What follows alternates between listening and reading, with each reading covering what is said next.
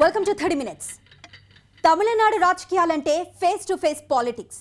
తమిళనాడు రాజకీయాలంటే పగలు పంతాలతో రగిలిపోయే పొలిటికల్ డయాస్.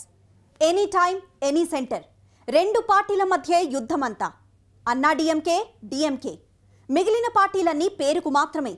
అలాంటి తమిళనాడు రాజకీయాల్లో అమ్మ మరణం తర్వాత పెను మార్పులు చోటు చేసుకుంటున్నాయి. ఆ పరిణామాలన్నీ అన్నా డిఎంకే పార్టీ భవిష్యత్తు చుట్టూ అనేక ప్రశ్నలు లేవనెత్తుతున్నాయి. అమ్మ వెళ్ళిపోయింది. అమ్మ లేని అన్నా డిఎంకే పరిస్థితి కూడా అయిపోతోందా? కమలనాథులు గీస్తోన్న స్కెచ్ నుంచి తప్పించుకునే సామర్థ్యాన్ని ప్రదర్శించే నేతలు ఆ పార్టీలో లేరా? ఇదే ఇవాల్టి 30 మినిట్స్.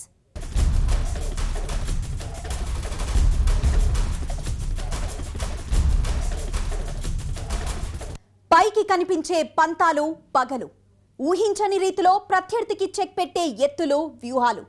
ఎంతటి ప్రతికూల పరిస్థితుల్లో అయినా సరే వెనకడుగు వేయడానికి ససేమిరా అనే మొండితనం. ఒకటా రెండా? అన్నా డిఎంకే అధినేత్రి జయలలిత పొలిటికల్ యాటిట్యూడ్ గురించి చాలా చెప్పచ్చు. ఆ సమరోత్సాహమంతా జయలలితతోనే పోయిందా? చేతిలో అధికారం ఉంచుకొని కూడా వరుస ఎదురు దెబ్బలతో కింద మీద పడుతోన్న శశికళ వర్గాన్ని చూస్తుంటే అనేక సందేహాలు కలుగుతున్నాయి. ఆపరేషన్ దక్షిణ భారత్ అంటోన్న బీజేపీ తమిళనాడు మీద ఫుల్ ఫోకస్ పెట్టిందా? అందుకోవాలి, అంది పుచ్చుకోవాలి. మళ్లీ మళ్లీ వచ్చే అవకాశం కాదిది. జయలలిత మరణంతో ఏర్పడిన వాక్యూమ్ను పూడ్చే సత్తాను తామే ప్రదర్శించాలి. నిన్నటిదాకా ఇటు పన్నీర్ సెల్వం, అటు శశికళ వర్గం ఇదే కోణంలో యుద్ధానికి సయ్యంటూ సాగాయి. తొలి పోరులో శశికళ వర్గం విజయం సాధించింది, అధికారాన్ని దక్కించుకుంది. ఆర్కే నగర్ ఉప ఎన్నిక కేంద్రంగా మరో సమరం మొదలైంది. ఈ ఉప ఎన్నికల్లో విజయం సాధించి అమ్మ వారసుణ్ణి నేనే అనిపించుకోవాలని పన్నీర్ సెల్వం, అన్నా డిఎంకేకు అసలు వారసురాలు శశికళ అని నిరూపించాలని ఆమె వర్గం విశ్వ ప్రయత్నం చేశాయి. మధ్యలో దీప కేంద్రంగా నడవాల్సిన డ్రామా కూడా నడిచింది. కానీ అంతలోనే ఒక్కసారిగా సీన్ మారింది. ఆర్కే నగర్ కు జరగాల్సిన ఉప ఎన్నిక వాయిదా పడింది. మంత్రి ఇంటి మీద ఐటీ రైట్స్, శశికళ వర్గం అభ్యర్థి దినకరన్ చుట్టూ బిగుసుకుంటోన్న ఈడీ కేసు, అన్ని వైపుల నుంచి సమస్యలు చుట్టుముడుతుంటే చోద్యం చూడ్డం మినహా ఏం చేయలేని స్థితిలో శశికళ వర్గం. సరిగ్గా ఇక్కడే అన్నా డిఎంకే భవిష్యత్తు చుట్టూ బీజేపీ కేంద్రంగా చర్చ సాగుతోంది. అనేక ప్రశ్నలు తెరపైకొస్తున్నాయి. ఆర్కే నగర్ ఉప ఎన్నిక ఫలితం ఎలా ఉంటుందని తమిళనాడు ప్రజలు మాత్రమే కాదు, దేశమంతా కూడా ఆసక్తిగా ఎదురుచూస్తోన్న వేళ ఉప ఎన్నిక రద్దయింది. కారణం శశికళ వర్గం విచ్చలవిడిగా డబ్బులు పంపిణీ చేయడమే. ఓటుకు 10,000 రూపాయలు ఇవ్వడానికి రెడీ అయింది శశికళ వర్గం. ఇప్పటికే 4,000 రూపాయల చొప్పున 75 కోట్ల రూపాయలు పంపిణీ చేశారు. ఈ నేపథ్యంలో ఈసీ ఉప ఎన్నికను రద్దు చేసింది. ప్రజలను ప్రలోభపెట్టి ఓట్లను కొనడం అంటే ప్రజాస్వామ్యాన్ని ఖూనీ చేయడమే. దీన్ని ఎట్టి పరిస్థితుల్లోనూ ఉపేక్షించడానికి వీల్లేదు. అదే సమయంలో ఉప ఎన్నికల్లో అధికార పార్టీ డబ్బును విచ్చలవిడిగా ఖర్చు పెట్టడం అన్నది దేశమంతా జరుగుతోంది. సరిగ్గా ఆర్కే నగర్ ఉప ఎన్నిక వేళ మాత్రమే ఈ అంశాన్ని సీరియస్ గా ఎందుకు తీసుకున్నారు? సరిగ్గా ఇక్కడే బీజేపీ మీద విమర్శనాస్త్రాలు సంధిస్తోంది శశికళ వర్గం. ఆ మాటకొస్తే అనేక రాజకీయ పక్షాలు కూడా కమలనాథుల ఎత్తుగడలో దీన్ని ఒక భాగంగా చెప్తున్నాయి. ఓవరాల్గా ఏంటంటే ఏడీఎంకే మీద టార్గెట్ చేస్తున్నారండి. మిగతా ఇన్ని పార్టీలు ఉన్నాయి, ఇన్ని పార్టీల మీద ఏమీ లేదు. ఒక ఏడీఎంకే ఎందుకంటే ఆ పార్టీని స్ప్లిట్ చేయాలి. ఇప్పుడు బీజేపీ అనేక రాష్ట్రాల్లో తలదూరుస్తుంది, చేపడుతుంది. ఎవరెవరు ఎక్కడెక్కడ వీక్గా ఉందో ఆ ప్లేస్ని మొత్తం క్యాప్చర్ చేసుకుంటుంది. సో ఇక్కడ వచ్చి అమ్మ చనిపోవడం తర్వాత వీక్గా ఉంది కదా, మనం క్యాప్చర్ చేయొచ్చు కదా అని వీళ్ళ మనుషులందరినీ ఒకటి చేసుకుని ఆ కుట్ర జరుగుతుంది తప్ప దాంట్లో ఈ ఇన్కమ్ ట్యాక్స్ రైడ్ అన్నదో ఇంకోటి అన్నదో చేస్తున్నారు. లోపలికి వెళ్తే అటువంటిది ఏమీ లేదు. ఇవన్నీ మొత్తం కట్టుకథలు జరుగుతున్నాయి. ఆపరేషన్ దక్షిణ భారత్ బీజేపీ ముందున్న పెద్ద టార్గెట్స్ లో ఇదొకటి. ఈ నేపథ్యంలోనే తమిళనాడుపై బీజేపీ ఫోకస్ పెట్టిందన్న విశ్లేషణలు జయ మరణం తర్వాత నుంచి వస్తూనే ఉన్నాయి. కాసేపు ఈ అంశాన్ని పక్కన పెట్టి అసలు అన్నా డిఎంకే ప్రస్తుత పరిస్థితి ఏంటో చూద్దాం. ఆర్కే నగర్ అన్నా డిఎంకే కంచుకోట, జయలలిత నియోజకవర్గం. ఇక్కడ విజయం సాధించడం కోసం శశికళ వర్గం దాదాపు 180 కోట్ల రూపాయలను పంపిణీ చేయడానికి రెడీ అయింది. 75 కోట్ల రూపాయల దాకా ప్రజలకు పంపిణీ చేసేశారు. అంటే పార్టీకి కంచుకోటైన నియోజకవర్గంలో కూడా గెలుపు మీద ఏమాత్రం నమ్మకం లేని స్థితిలో శశికళ వర్గం ఉంది.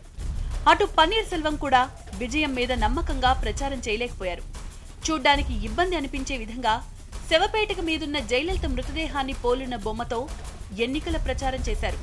ఇవన్నీ కూడా శశికళ, పన్నీర్ సెల్వం వర్గాలకు పార్టీ కంచుకోటలో కూడా గెలుపు మీద నమ్మకం లేదన్న విషయాన్ని స్పష్టం చేస్తున్నాయని పరిశీలకులు విశ్లేషిస్తున్నారు.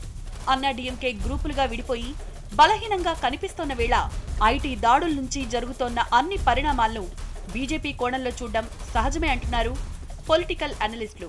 భారతీయ జనతా పార్టీ యూపీ ఎన్నికల తర్వాత ప్రతి యూపీ ఎన్నికల ఫలితాల విషయంలో కూడా రకరకాల ఆరోపణలు వస్తున్నాయి.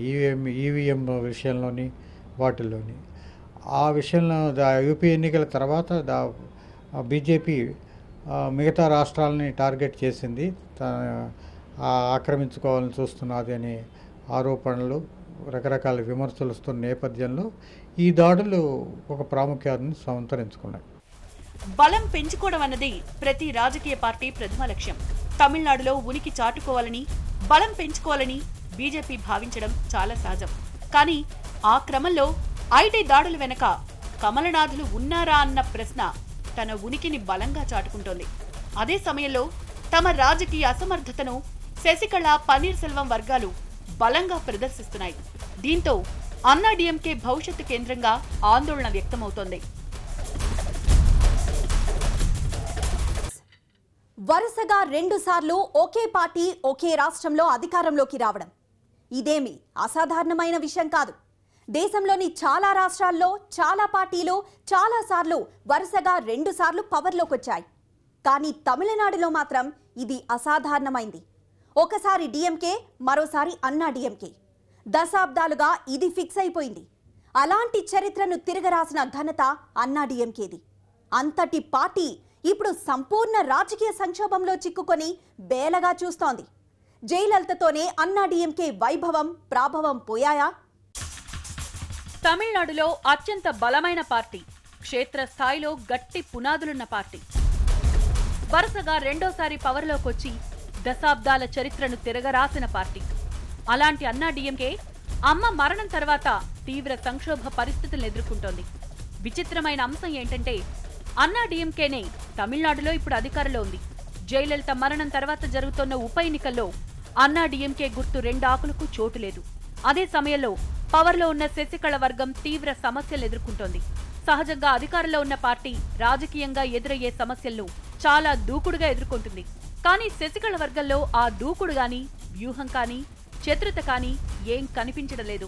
మరోవైపు జయలలిత మరణం దగ్గర నుంచి తమిళ రాజకీయాల్లో కేంద్ర ప్రభుత్వ జోక్యం ఎక్కువైందన్న విశ్లేషణలు బలంగా వినిపిస్తున్నాయి. నవంబర్, డిసెంబర్ నుంచి మన తమిళనాడులో జరుగుతున్న వ్యవహారాలను చూస్తుంటే కేంద్ర ప్రభుత్వం వచ్చి తమిళనాడుని బాగా టార్గెట్ చేసుకుందనేది బాగా అర్థమవుతుంది.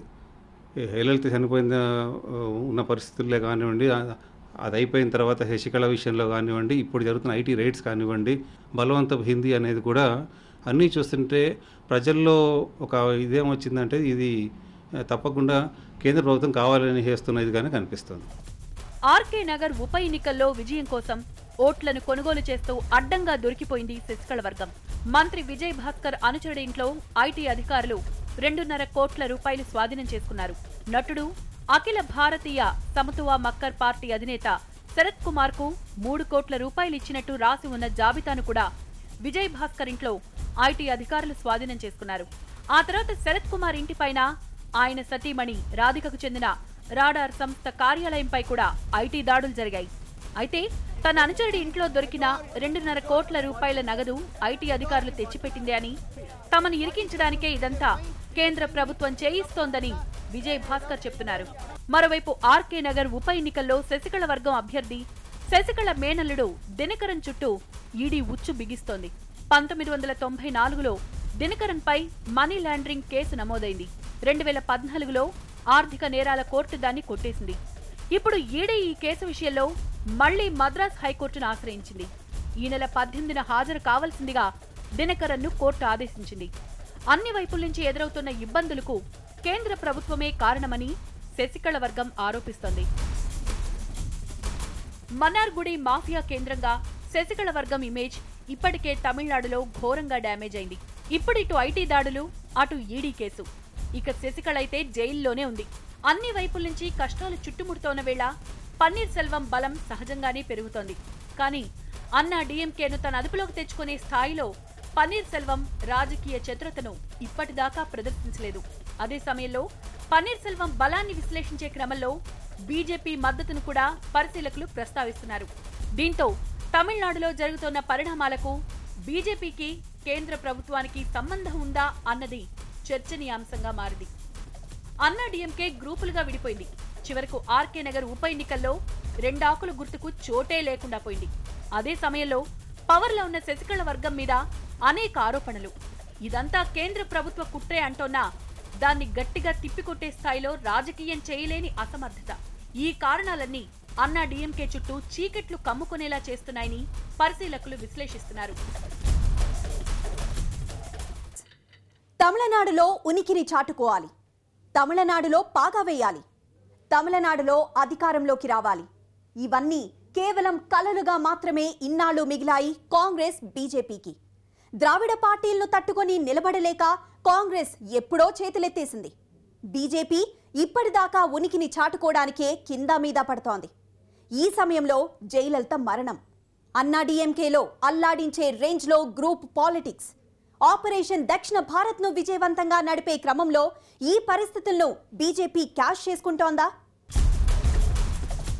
జయలలిత మరణం తర్వాత అన్నా డీఎంకేలో జరిగిన పరిణామాలను ఒకసారి గమనిస్తే శశికళకు పన్నీర్ సెల్వం ధిక్కార స్వరం వినిపించడం దగ్గర నుంచి ప్రతి ఎపిసోడ్లోనూ బీజేపీ పేరు వినిపిస్తూనే ఉంది.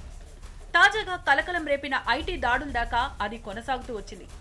అన్నా డీఎంకేలో తీవ్ర స్థాయిలో డిస్టర్బెన్స్ క్రియేట్ చేసి రాష్ట్రపతి పాలన విధించాలన్నది కేంద్ర ప్రభుత్వ వ్యూహమన్న విమర్శ కూడా శశికళ వర్గం నుంచి వినిపిస్తోంది. అదే క్రమంలో పన్నీర్ సెల్వంను ఆయుధంగా వాడుకోవాలి అన్నది బీజేపీ స్కెచ్ అని ఆ పార్టీ ప్రత్యర్థులు ఆరోపిస్తున్నారు. రాష్ట్రపతి పాలన తర్వాత సహజంగానే అన్నా డీఎంకే మరింత బలహీనపడుతుందని, 2019 సార్వత్రిక ఎన్నికలతో పాటు తమిళనాడు అసెంబ్లీకి కూడా ఎన్నికలు నిర్వహించి లాభపడాలన్నది కమల్నాథుల వ్యూహమన్న విశ్లేషణలు కూడా వస్తున్నాయి. అయితే వీటిని బీజేపీ కొట్టిపారేస్తోంది.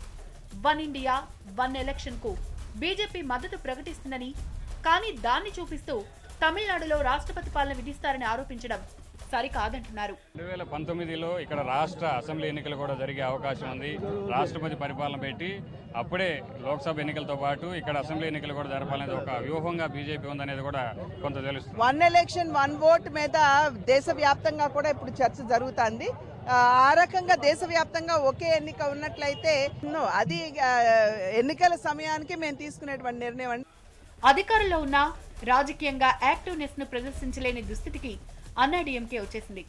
అటు శశికళ వర్గం కానీ, ఇటు పన్నీర్ సెల్వం గ్రూప్ కానీ అన్నా డీఎంకేను జయలలిత తరహాలో లీడ్ చేయలేరన్న అంశం దశల వారీగా నిరూపణ అవుతోందని పరిశీలకులు విశ్లేషిస్తున్నారు.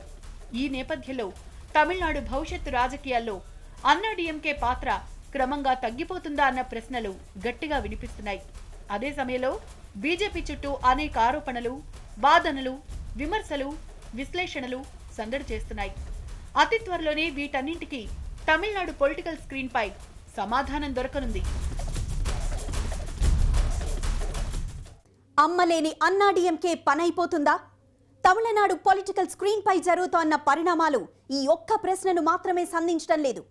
తమిళనాడులో బలపడాలన్న బీజేపీ వ్యూహం ఫలిస్తుందా అన్న ఆసక్తిని రేకెత్తిస్తోంది. ద్రావిడ పార్టీలను కాదని తమిళ ప్రజలు మరో పార్టీకి ఓటేస్తారా అన్న చర్చకు కూడా తెరలేపుతోంది. వీటన్నింటి మధ్య ఏక వ్యక్తి కనుసన్నల్లో నడిచే ప్రాంతీయ పార్టీలకు అనేక పాఠాలు కూడా నేర్పుతున్నాయి తాజా తమిళ రాజకీయాలు. ఇదే వాటి 30 మినిట్స్. చూస్తూనే ఉండండి టీవీ 9.